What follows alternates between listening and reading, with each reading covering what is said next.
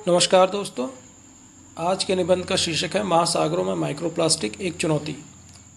महासागर पृथ्वी के पारिस्थितिकी तंत्र का आधार है, जो न केवल जलवायु संतुलन बनाए रखते हैं बल्कि करोड़ों लोगों के भोजन और आजीविका का स्रोत भी हैं।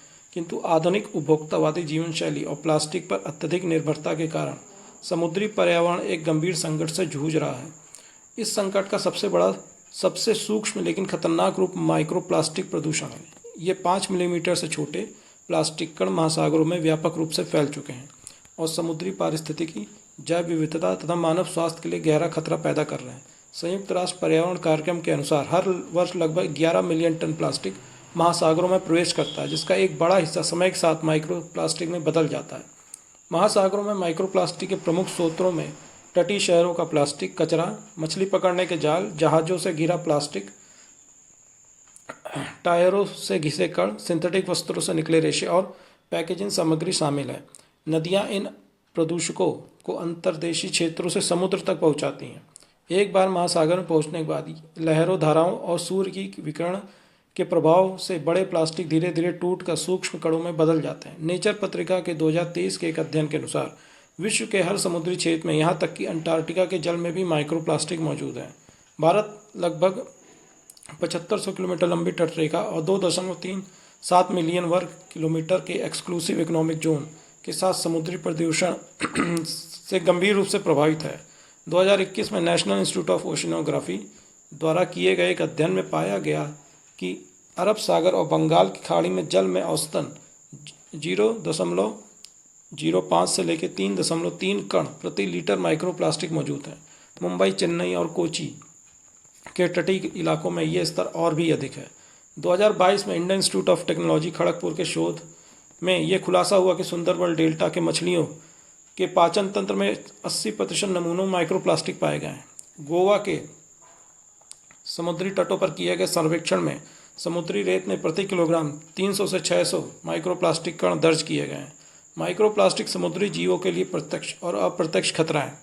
छोटी मछलियाँ, प्लवक, कछुए, समुद्री पक्षी, यहाँ तक कि व्हेल इन्हें भोजन समझकर निगल लेते हैं, जिससे उनके पाचन तंत्र में अवरोध, भूख की कमी, प्रजनन क्षमता में गिरावट और मृत्यु तक हो सकती है।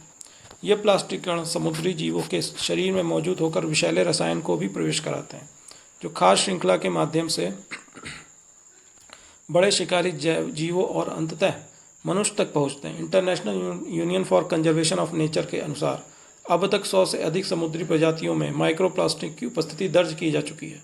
समुद्री भोजन के माध्यम से माइक्रोप्लास्टिक का मानव शरीर में प्रवेश गंभीर चिंता का विषय है। झींगे, सीप, मछलियाँ और यहाँ तक कि समुद्री नमक में भी इनकी उपस्थिति पाई गई है। विश्व स्वास्थ्य संगठन के अनुसार इन सूक्ष्म कणों के दीर्घकालिक प्रभाव में हार्मोनल असंतुलन, प्रतिरक्षा प्रणाली पर नकारात्मक असर और कैंसर जैसी बीमारियाँ शामिल हो सकती हैं। हाल ही में मानव रक्त और फेफड़े में भी माइक्रोप्लास्टिक की उपस्थिति की पुष्टि हुई है। माइक्रोप्लास्टिक प्रदूषण का असर मछली पालन, पर्यटन और समुद्री व्यापार पर पड़ता है। प्रदूषित समुद्री तट पर्यटन को हतोत्साहित करते हैं, जिससे स्थानीय अर्थव्यवस्था प्रभावित होती है। मछली पालन उद्योग को भी नुकसान होता है, क्योंकि समुद्री उत्पादों में माइक्रोप्लास्टिक की उपस्थिति से निर्यात पर रोक लग सकती है और उपभोक्ता विश्वास कम हो सकता है। फिशरीज सर्वे ऑफ इंडिया के अनुसार भारत के समुद्री मत्स्य निर्यात में 2023 में 4% का गिरावट का एक कारण अंतर्राष्ट्रीय बाजार में प्रदूषण संबंधी चिंताएं भी थी। महासागरों में माइक्रोप्लास्टिक प्रदूषण से निपटने के लिए वैश्विक और स्थानीय स्तर पर समन्वित प्रयास आवश्यक है। सिंगल यूज प्लास्टिक पर प्रतिबंध, प्लास्टिक कचरे के कुशल प्रबंधन, समुद्र तटों की सफाई और नदियों में प्लास्टिक फिल्टरिंग तकनीकों का उपयोग महत्वपूर्ण कदम है। लंदन कन्वेंशन और मरीन पोल्यूशन ट्रीटी जैसे अंतर्राष्ट्रीय समझौते इस दिशा में सहयोग बढ़ाने में सहायक हो सकते हैं। भारत में 2022 में लागू सिंगल यूज प्लास्टिक प्रतिबंध, स्वच्छ सागर अभियान और नेशनल क्लीन सी प्रोग्राम इस दिशा में सकारात्मक पहल है। महासागरों में माइक्रोप्लास्टिक प्रदूषण एक वैश्विक चुनौती है, जो सीमा से परे जाकर पूरी पृथ्वी के पारिस्थितिकी संतुलन को प्रभावित कर रही है। यह केवल समुद्री जीवन का संकट नहीं, बल्कि मानव अस्तित्व के लिए भी खतरा है। इस समस्या का समाधान केवल तकनीकी नवाचार या नीतिगत बदलाव से नहीं होगा, बल्कि इसके लिए उपभोक्ता व्यवहार में परिवर्तन और सतत जीवन शैली अपनाना भी आवश्यक है। महासागर हमारे ग्रह के जीवनदायिनी है और उन्हें माइक्रोप्लास्टिक के खतरे से बचाना हमारी सामूहिक जिम्मेदारी है। धन्यवाद दोस्तों। PDF के लिए टेलीग्राम चैनल को ज्वाइन करें, लिंक डिस्क्रिप्शन में।